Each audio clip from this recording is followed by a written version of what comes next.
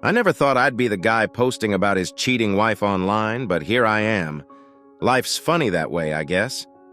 Funny, like a kick in the teeth.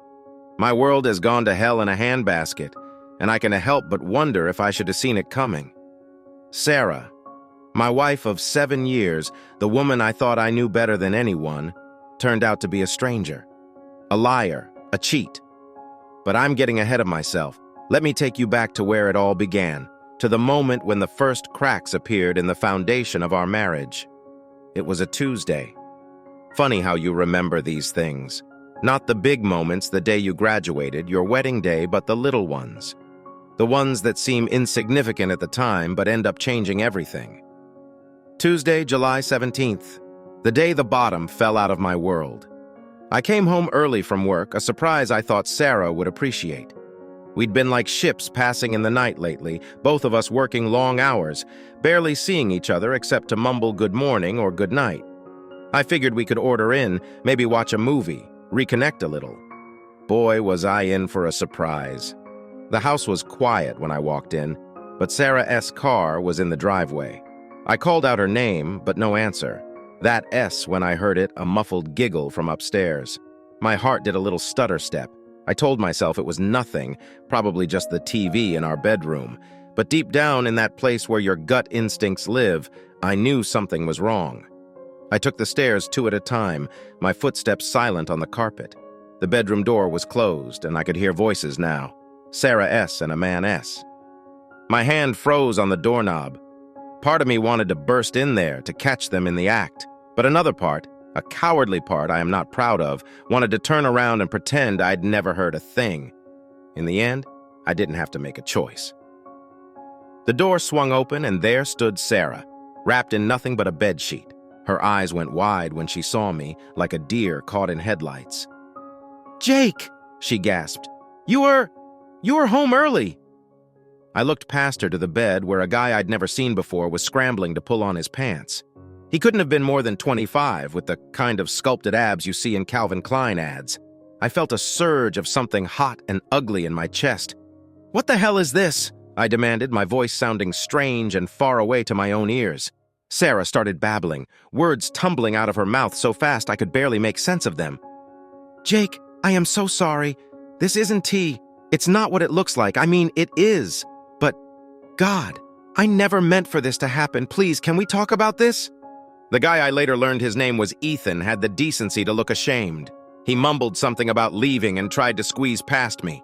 I grabbed him by the shirt collar, slamming him against the wall. "Who the f*** are you?" I growled. "Jake, stop!" Sarah cried, tugging at my arm. "Let him go! This isn't his fault!" I laughed at that, a harsh, bitter sound. "Not his fault?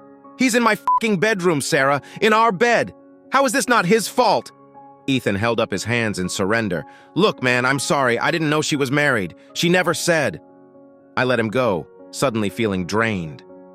"Get out," I said quietly. "Both of you. Get the f*** out of my house." Sarah started crying then, big, heaving sobs that shook her whole body. "Jake, please, let me explain. I love you." This was a mistake. It didn't mean anything. I looked at her, really looked at her, and for the first time in our marriage, I felt nothing. No love, no anger, just a vast, echoing emptiness. "How long?" I asked. She wouldn't meet my eyes. 3 months, she whispered. 3 months, 90 days, 2,160 hours. All that time she'd been lying to me, sneaking around behind my back. I thought about all the late nights at work, the girls' nights out, the sudden interest in going to the gym. It all made sense now. "Get your things and go," I said, my voice flat and emotionless. "I don't care where, just go." Sarah reached for me, her fingers brushing my arm. I jerked away as if her touch burned. "Jake, please, we can work this out. I'll do anything. Just give me another chance." I shook my head. "There's nothing to work out, Sarah. You made your choice. Now you have to live with it." I walked out of the room, down the stairs, and out of the house. I got in my car and just drove. I had no destination in mind, no plan. I just knew I couldn't stay in that house a second longer. Hours passed. The sun set, painting the sky in shades of orange and pink. I found myself at a bar on the outskirts of town, the kind of dive where nobody asks questions and everybody minds their own business. Perfect.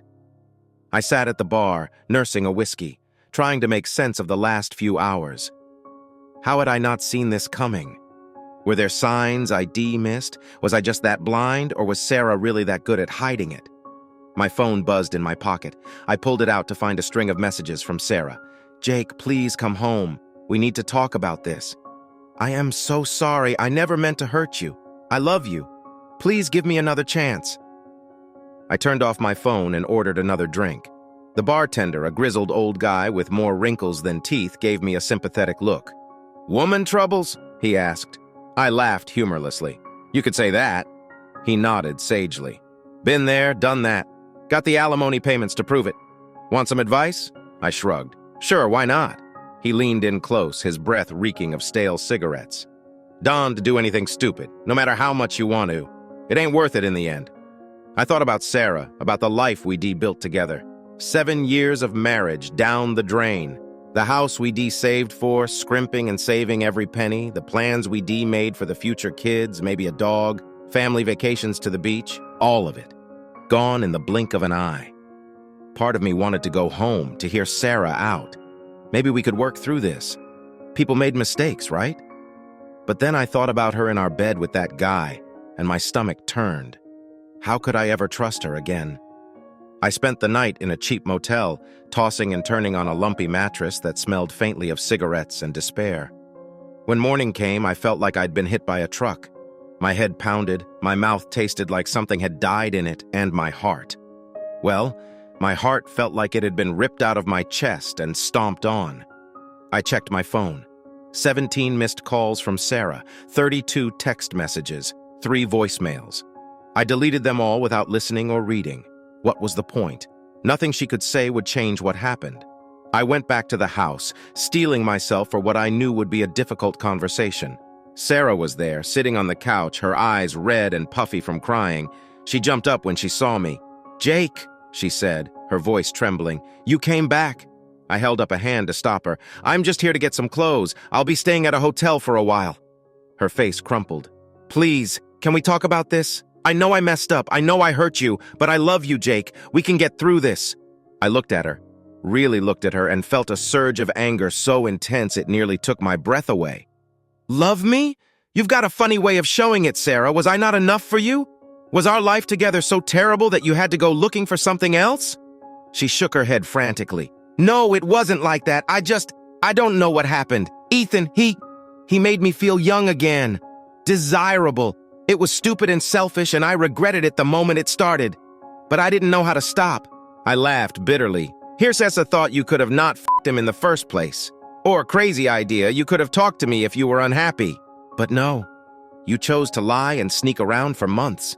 How am I supposed to trust you after that?" Sarah started crying again, big, heaving sobs that shook her whole body. "I'll do anything to fix this, Jake. Therapy, counseling, whatever it takes. Please, just give me another chance." I felt a flicker of something, pity, maybe? Or just exhaustion. "I don't know if I can, Sarah. I don't know if there's anything left to fix." I went upstairs and packed a bag, trying not to look at the bed where I caught them. The bed where we made love countless times, where we talked about our dreams for the future. It all seemed like a cruel joke now. As I was leaving, Sarah caught my arm. "Jake, wait. There's something else you should know." I tensed, bracing myself for more bad news. "What is it?" She took a deep breath, her eyes filling with fresh tears. "I am pregnant." The words hit me like a physical blow. Pregnant. The one thing we'd been trying for, hoping for years, and now... "Is it mine?" I asked, my voice barely above a whisper. Sarah nodded. "Yes, I'm sure. It happened before Ethan." I closed my eyes, feeling dizzy. A baby. Our baby. The child we dreamed of having. But how could I raise a child with a woman I couldn't trust? How could I look at that baby every day and not wonder if Sarah was lying about its paternity? "I need time," I said finally. "Time to think, to process all of this. I can make any decisions right now." Sarah nodded, wiping her eyes. "I understand. Just, please don't shut me out completely. For the baby's sake, if nothing else." I walked out of the house feeling like I was in a dream, or maybe a nightmare. My whole world had been turned upside down in the span of 24 hours. My wife had cheated on me. She was pregnant, and I had no idea what to do next. As I drove away, I couldn't help but wonder, how had it come to this? Where had we gone wrong? And more importantly, where do we go from here? The next few weeks passed in a blur. I threw myself into work, staying late at the office, taking on extra projects, anything to keep my mind off Sarah and the mess our lives had become. But no matter how hard I tried, I couldn't escape the thoughts that plagued me day and night. Was the baby really mine? Could I trust Sarah's word after everything that had happened? And even if it was mine, could I raise a child with a woman who had betrayed me so completely? I moved into a small apartment across town, a dingy one-bedroom with peeling wallpaper and a bathroom sink that never stopped dripping. It was a far cry from the home Sarah and I had built together, but it was all I could afford on short notice. Plus, it matched my mood, bleak and depressing. Sarah called every day, sometimes multiple times. I let most of them go to voicemail, only answering when it was absolutely necessary. We had practical things to discuss: bills, the mortgage, what to do with our shared belongings, but every conversation felt like reopening a wound that had barely begun to heal. "Jake," she said one evening, her voice tinny through the phone speaker, "we need to talk about the baby. I have a Dr. S appointment next week. Will you come with me?" I closed my eyes, pinching the bridge of my nose. Part of me wanted to say no, to tell her she'd lost the right to ask anything of me. But another part, the part that still remembered the joy we felt when we first started trying for a baby, couldn't bring myself to refuse. "Fine," I said shortly. "Text me the details. I'll meet you there." The day of the appointment, I sat in the waiting room surrounded by happy couples cooing over ultrasound pictures and flipping through parenting magazines. I felt like an imposter, a fraud. These people were starting their families, embarking on the greatest adventure of their lives. And me? I was trying to figure out if I even wanted to be a father anymore. Sarah arrived, looking pale and nervous. She gave me a tentative smile, which I didn't return. We sat in awkward silence until the nurse called her name. In the exam room, the doctor spread cold gel on Sarah's stomach and moved the ultrasound wand around. And then, there it was, a tiny blob on the screen, no bigger than a bean. But I could see the rapid fluttering of its heart, the beginnings of tiny arms and legs. "Congratulations," the doctor said warmly. "Everything looks perfect. You're about 10 weeks along. 10 weeks." I did the math in my head. It matched up with what Sarah had told me the baby had been conceived before her affair started. I should have felt relieved, but instead I just felt numb. Sarah reached for my hand, her eyes filled with tears. "Jake," she whispered, "that's our baby." I pulled my hand away, standing up abruptly. "I need some air," I muttered, and fled the room. Outside, I leaned against the building, taking deep breaths of the warm summer air. Our baby, the child we dreamed of, planned for, hoped for. But now, instead of joy, all I felt was a crushing weight of responsibility and uncertainty. Sarah came out a few minutes later, her eyes red-rimmed. "Jake, please. Can we talk about this?" I shook my head. "Not now, Sarah. I can deal with this right now." She reached out to touch my arm, but I flinched away. "Don T," I said, my voice harsher than I intended. "Just Don T." As I drove home, my mind was a whirlwind of conflicting thoughts and emotions. I should be happy, right? The baby was mine. Sarah hadn't lied about that, at least. But how could I ever trust her again? How could I raise a child in a home filled with suspicion and resentment?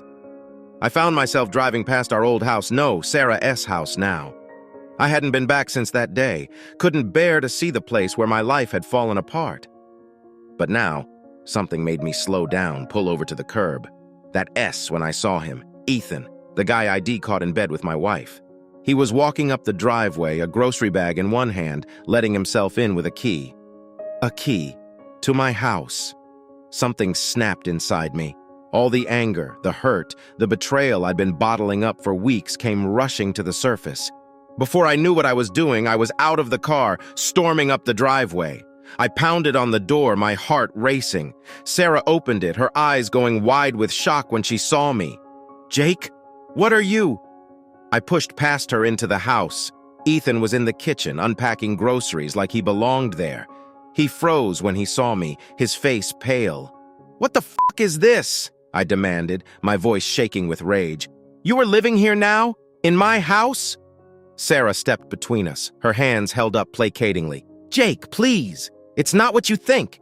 Ethan's just helping out while you are what?" I spat. "Pregnant with my child? Jesus Christ, Sarah. Do you have any idea how fucked up this is?"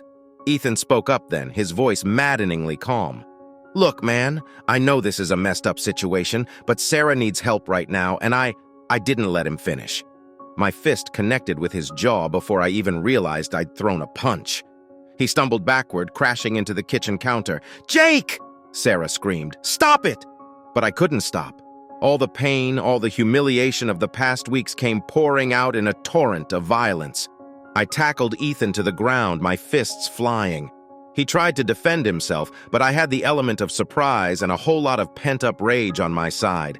I don't know how long it went on.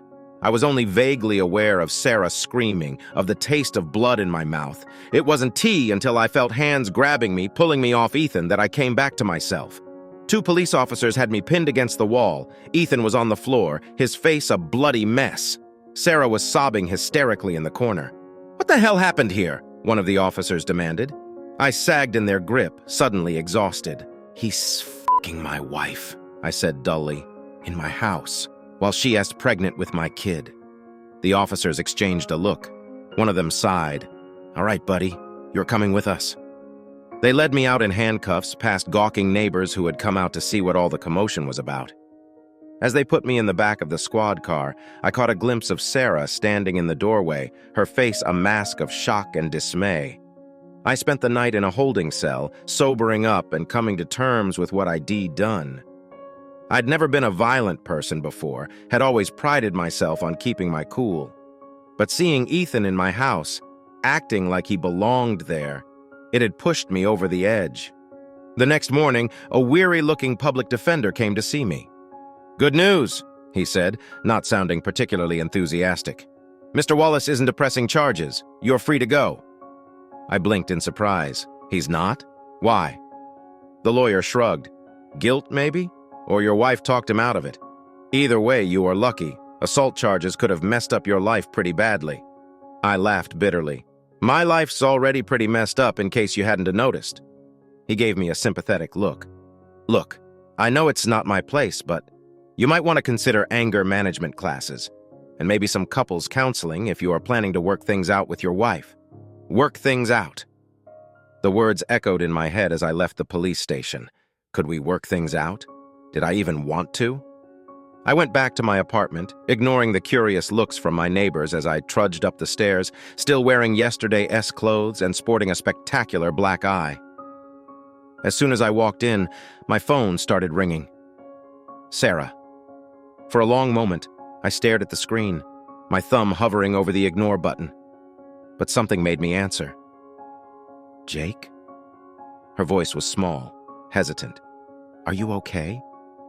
I sank down onto the couch, suddenly bone-tired. "No, Sarah, I'm not okay. Nothing about this is okay." She was quiet for a moment. "Then I am sorry for everything. I never meant for any of this to happen." "But it did happen," I said flatly. "You cheated on me. You let that guy into our home, and now I don't know what to do." "I want to fix this," she said, her voice thick with tears. "I'll do anything, Jake. Counseling, therapy, whatever it takes. I love you. I want our family, you, me, and the baby." I closed my eyes, feeling a familiar ache in my chest.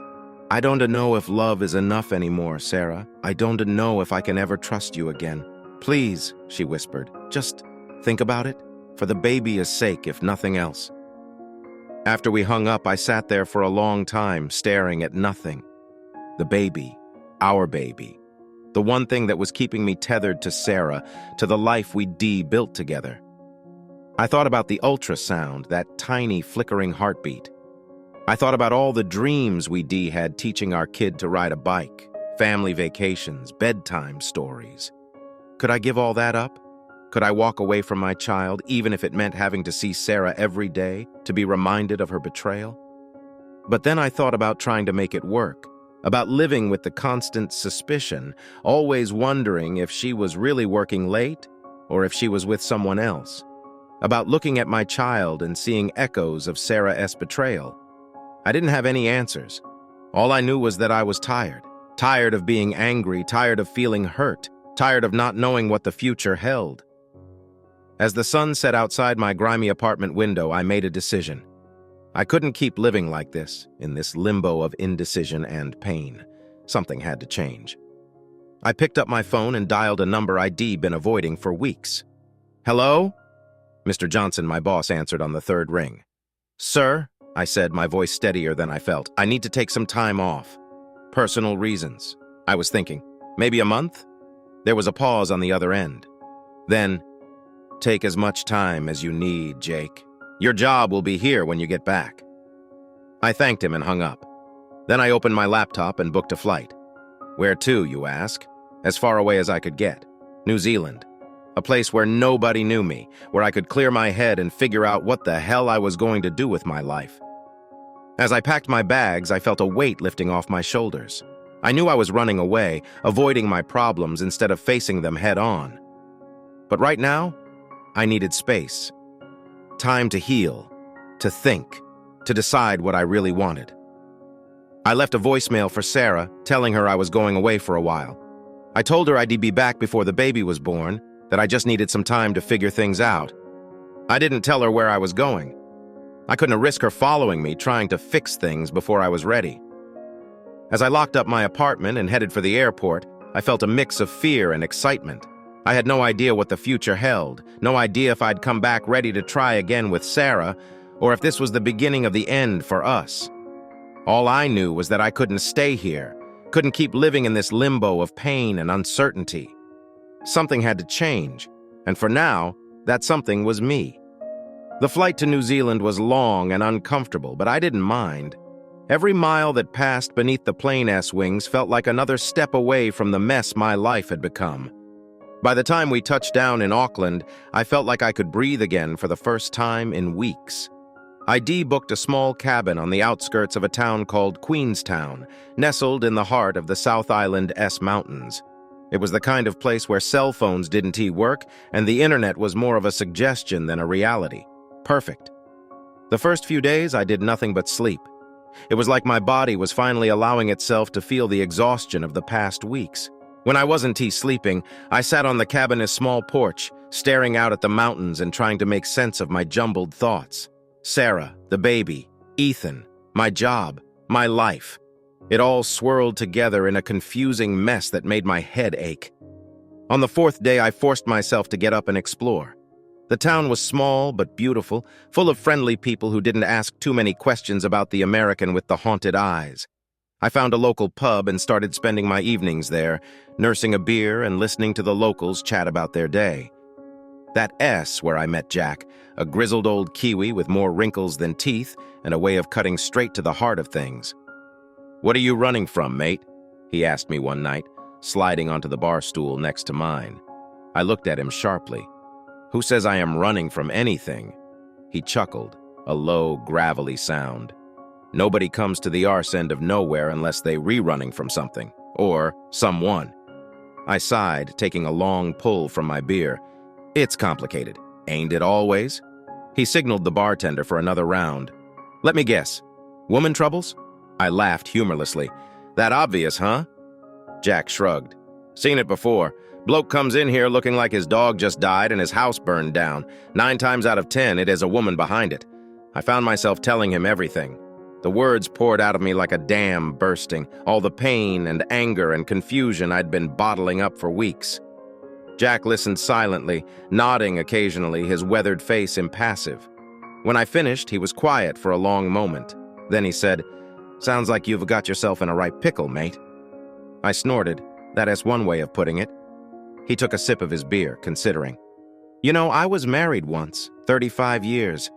Loved that woman more than life itself." "What happened?" I asked. A shadow passed over his face. "Cancer. Took her quick, thank God. But before she went, she made me promise something. Said, 'Jack, don't you dare waste a single day being miserable after I'm gone. Life's too short for that bollocks.'" He turned to me, his eyes suddenly sharp. That's what I'm telling you now, boy. Life's too bloody short. You've got a kid on the way, a woman who, despite her mistakes, loves you. Are you really gonna throw all that away because of one f*** up? I bristled. It wasn't just one f*** up. She betrayed me, lied to me for months. Jack held up his hands. I am not saying what she did was right, but people make mistakes. The question is, can you forgive her? Can you move past it? Or are you gonna let this anger eat you up inside for the rest of your life? His words hit me like a punch to the gut. Could I forgive Sarah? The thought of her with Ethan still made my blood boil. But then I thought about our baby, growing bigger every day, about the life we'd planned together, about the way Sarah used to look at me, like I was her whole world. I don't know, I said honestly. I don't know if I can trust her again. Jack nodded sagely. Trust's a tricky thing. Once it's broken, it's hard to put back together. But not impossible. He drained the last of his beer and stood up. Think on it, boy, and remember life's too short for regrets. As the days turned into weeks, I found myself thinking about Jack's words more and more. I started hiking in the mountains, pushing my body to its limits, hoping the physical exertion would quiet the turmoil in my mind. One day, about 3 weeks into my stay, I hiked to the top of a nearby peak. The view was breathtaking snow-capped mountains as far as the eye could see, a pristine lake glittering in the valley below. I sat down on a rock, catching my breath, and pulled out my phone. No service, of course, but I downloaded my photos before I left, and now I found myself scrolling through them, pictures of Sarah and me, smiling, happy, our wedding day, vacations we'd taken, lazy Sunday mornings in bed, and then near the end, a single photo I'd almost forgotten about. The ultrasound picture. Our baby. I stared at it for a long time, tears pricking at my eyes. This was my child, mine and Sarah S. Despite everything that had happened, we created this life together. Could I really walk away from that? As I made my way back down the mountain, I felt a shift inside me. The anger that had been driving me for so long was still there, but it felt muted somehow, overshadowed by something else. Hope, maybe? Or at least the possibility of hope. That night, I did something I hadn't done since I arrived in New Zealand. I turned on my phone and let it connect to the cabin's spotty Wi-Fi. Immediately, a flood of notifications came through. Missed calls, text messages, emails, most of them from Sarah. With shaking hands, I opened the most recent one. Jake, I hope you are okay wherever you are. I understand why you needed to get away. I just want you to know that I am still here, still hoping we can work this out somehow. The baby S doing well. We found out yesterday that it is a boy. I wish you had been there to see his little face on the ultrasound. He has your nose. I love you, Jake. I know I messed up and I'll spend the rest of my life making it up to you if you'll let me. But even if you can to forgive me, even if this is the end for us, I hope you'll be a part of our son's life. He needs his father. Please come home soon. Love, Sarah. I read the email 3 times, my heart pounding. A boy. We were having a son. Before I could talk myself out of it, I hit reply and typed out a quick message. Sarah, I am coming home. We need to talk. Jake. The next morning, I checked out of the cabin and caught a ride to the airport. 24 hours and 3 connections later, I was back in the States, standing outside our No Sarah S. house. I hesitated, my hand poised to knock. What was I doing? Was I really ready for this? But then I thought about our son, about the life growing inside Sarah right now. I thought about Jack S. words, life S too short for regrets. I knocked. Sarah opened the door, her eyes going wide when she saw me. She looked different. Her stomach had a noticeable curve now, and there were dark circles under her eyes. But God, she was still beautiful. Jake, she breathed. You are here. I nodded, suddenly at a loss for words. Can I come in? She stepped aside, letting me into the house that had once been our home. It looked different. Some of my things were gone, replaced by new decorations.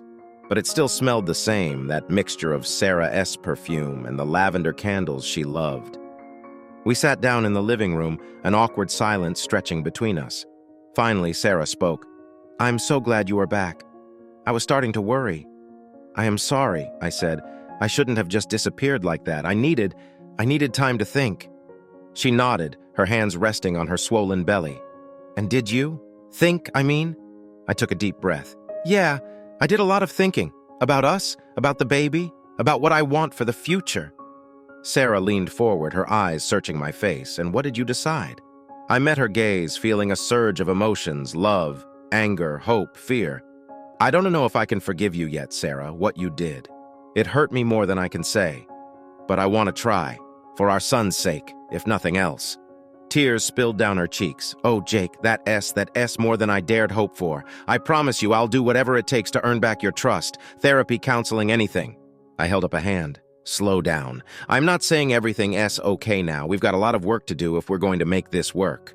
But I'm willing to try if you are. She nodded eagerly. I am. God, Jake, I am. I love you so much. These past weeks without you, I've never been so miserable in my life. I felt a lump forming in my throat. Despite everything, a part of me still loved her too. Always would, probably. Can I feel him? I asked, gesturing to her stomach. Sarah's face lit up. She took my hand and placed it on her belly. For a moment, nothing happened. Then I felt it a tiny flutter, like butterfly wings against my palm. He's kicking, Sarah said softly. He knows his daddy's home. In that moment, feeling my son move beneath my hand, something shifted inside me. The anger, the hurt, the betrayal, it was all still there. But alongside it was something new, a fierce, protective love for this tiny life we decreated together. I looked up at Sarah, saw the hope and love shining in her eyes, and made a decision. It wouldn't be easy. We had a long, hard road ahead of us. But for the sake of our son, for the sake of the love we'd once shared, I was willing to try. I am home, I said quietly. Let's figure this out together. Sarah's arms were around me then, her tears soaking into my shirt. I held her close, breathing in her familiar scent, feeling the curve of her stomach pressed against me. I didn't know what the future held. I didn't know if we could rebuild the trust we'd lost, if we could create a new life from the ashes of our old one. But as I held Sarah and felt our son kicking between us, I knew one thing for certain. I was exactly where I needed to be. The next few months were complicated, to say the least. Sarah and I decided to try living together again, but it was far from easy. Every day was a roller coaster of emotions, love, anger, hope, and resentment, all swirling together in a confusing mess. We started couples therapy, twice a week. Dr. Melissa Chen, a soft-spoken woman with kind eyes and a no-nonsense attitude, became our guide through the minefield of our broken relationship. Those sessions were brutal, forcing us to confront ugly truths and painful memories. Jake, Dr. Chen said during one particularly intense session, I want you to tell Sarah exactly how her affair made you feel. Don't hold anything back. I took a deep breath, my hands clenched into fists on my knees.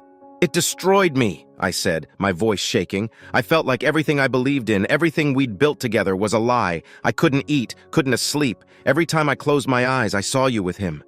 It made me question everything, our whole relationship, my worth as a man, as a husband. I've never felt so fucking worthless in my life. Sarah was crying silently, tears streaming down her face. I'm so sorry, she whispered. I never meant to hurt you like that. But you did, I shouted, years of pent-up anger finally bursting free. You knew what you were doing. You made a choice, Sarah. Every time you met him, every time you lied to me, you chose him over me, over us. How am I supposed to ever trust you again? Dr. Chen let the silence stretch for a moment before speaking. Sarah, how do you respond to Jake's feelings? Sarah wiped her eyes, her hand resting protectively over her swollen belly. I don't know what to say. You're right, Jake. I made terrible choices. I was selfish and stupid, and I hurt you in ways I can never fully make up for. But I want to try. I love you, and I love our baby. I want us to be a family. I'll spend the rest of my life trying to earn back your trust if that's what it takes. It wasn't an easy fix. There were days when I couldn't even look at Sarah without feeling a surge of anger and betrayal. There were nights when I slept on the couch, unable to bear the thought of lying next to her in our bed, the bed where she'd been with Ethan. But there were good moments, too. The first time we heard our son's heartbeat together at the doctor's office, the day we painted the nursery, laughing as we got more paint on each other than on the walls, the quiet evenings when we'd sit on the porch, Sarah's head on my shoulder, feeling our baby kick. Slowly, painfully, we started to rebuild. It wasn't the same as before, how could it be? But maybe, just maybe, we were building something stronger this time. Something built on honesty and hard work rather than blind trust and assumptions.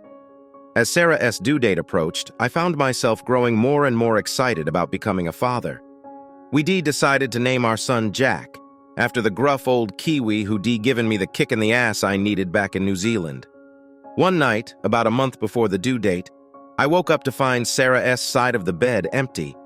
Panic gripped me for a moment, old fears die hard, but then I heard her moving around downstairs. I found her in the kitchen, eating pickles straight from the jar. "Craving?" I asked, leaning against the doorframe. She jumped, nearly dropping the jar. "Jesus, Jake, you scared me!" She grinned sheepishly. "Yeah, little Jack here apparently thinks 3 a.m. is the perfect time for a pickle feast." I chuckled, moving to sit beside her at the counter. "Well, he is my son. Clearly he has inherited my impeccable timing." Sarah laughed, then winced, her hand going to her stomach. "Oof, he is really active tonight." Without thinking, I reached out and placed my hand on her belly. Jack kicked against my palm, a strong, healthy movement. Sarah covered my hand with hers, and for a moment we just sat there in comfortable silence. "I'm scared, Jake," Sarah said suddenly, her voice small. I looked up at her, surprised. "Of giving birth? I mean, I know it's going to be tough, but..." She shook her head. "No, not that. Well, not just that. I'm scared of messing up, of not being a good mother. After everything I have done, how can I possibly be good enough for him?" I felt a surge of protective love for her then, stronger than any lingering resentment. "Hey," I said softly, cupping her face in my hands. "You're going to be an amazing mother. You know how I know? Because you were already putting him first. You were worried about being good enough for him. That's what good parents do." Tears welled up in her eyes. "You really think so?" I nodded. "I know so. We are in this together, Sarah. We have both made mistakes, but we are learning from them. We are going to give Jack the best life we possibly can." She leaned forward, resting her forehead against mine. "I love you, Jake. Thank you for giving us another chance." I kissed her softly, tasting salt and pickles. "I love you too. Now come on, let us get you and our little pickle fiend back to bed." 2 weeks later, Sarah went into labor. It was a long, grueling process, 18 hours of contractions, pushing, and more cursing than I'd ever heard from my usually soft-spoken wife. But finally, with one last heroic effort from Sarah and a lot of encouragement from the medical team, our son entered the world. The moment they placed Jack in my arms, I felt my entire world shift on its axis. He was so tiny, so perfect, 10 little fingers, 10 little toes, a tuft of dark hair like mine, and when he finally opened his eyes, they were the same deep blue as Sarah's. "Hi, Jack," I whispered, my voice choked with emotion. "I'm your dad. I've been waiting a long time to meet you." I looked over at Sarah, exhausted but radiant on the hospital bed. "You did it, babe. He's perfect." She reached out and I carefully placed Jack in her arms. Watching her hold our son for the first time, I felt the last of my anger and resentment melt away. This was what mattered now, this little family we created. The first few weeks at home with Jack were a blur of sleepless nights, diaper changes, and more love than I ever thought possible. Sarah and I were both running on fumes, but we were in it together. We took turns with night feedings, worked as a team during diaper disasters, and celebrated every little milestone: first smile, first laugh, first time sleeping through the night, hallelujah. One night, after we'd finally gotten Jack down for the night, Sarah and I collapsed on the couch together. She curled into my side, and I wrapped my arm around her, pulling her close. "We're doing okay, aren't we?" she asked, her voice heavy with exhaustion but tinged with pride. I kissed the top of her head. "Yeah, we are. Jack's healthy, happy, and only screams for about 60 of his waking hours. I'd call that a win." She chuckled, then grew serious. "I mean us, Jake. You and me. We are okay?" I was quiet for a moment, really thinking about it. The past year had been the hardest of my life. There had been times when I thought our marriage was over for good, times when the pain of Sarah's betrayal seemed too much to bear. But now, with our son sleeping peacefully upstairs and Sarah warm in my arms, I realized something. We weren't just okay. We were stronger than we'd ever been. "Yeah, Sarah," I said softly. We are more than okay. We were good, really good. She looked up at me, her eyes shining with unshed tears. I love you so much, Jake. I promise I'll never take you for granted again. You and Jack, you are my whole world. I pulled her closer, kissing her deeply. When we finally came up for air, I rested my forehead against hers. I love you too. Always have, always will. As if on cue, a wail erupted from the baby monitor. We both groaned, then laughed. Your turn, Sarah said, pushing me gently. I stood up, stretching. All right, duty calls. Try not to miss me too much while I'm gone. As I climbed the stairs to Jack's nursery, I couldn't help but smile. A year ago, I never would have believed I could be this happy again. But here I was, married to the love of my life, father to the most amazing little boy in the world. Sure, our life wasn't perfect. We still had our issues to work through, our scars to heal. But we were doing it together, one day at a time. I walked into Jack's room, scooping him up into my arms. Hey there, little man, I cooed. What is all the fuss about, huh? As I changed his diaper and rocked him back to sleep, I thought about the long, winding road that had led me here. The pain, the anger, the heartbreak, it had all been worth it for this moment. I placed Jack gently back in his crib, watching his little chest rise and fall with each breath. Sweet dreams, buddy, I whispered. Daddy loves you. When I got back downstairs, I found Sarah had fallen asleep on the couch. I scooped her up just like I had with Jack and carried her to our bedroom. As I laid her down, she stirred slightly. My hero, she murmured sleepily. I chuckled, climbing into bed beside her. Just doing my husbandly duties, Ma, I am. She snuggled close to me, her head on my chest. We should have another one, she said, her voice thick with sleep. I froze. Another what? Baby? She hummed. Jack needs a little brother or sister to play with. I laughed softly, running my fingers through her hair. Let's get this one sleeping through the night consistently first, okay? But as Sarah drifted off to sleep, I found myself thinking about it. Another baby. A little sister for Jack, maybe. A daughter with Sarah's smile and my eyes. The thought didn't scare me like it might have a year ago. Instead, it filled me with a warm, hopeful feeling. We'd been through hell and back, Sarah and I. We'd faced the worst and come out stronger.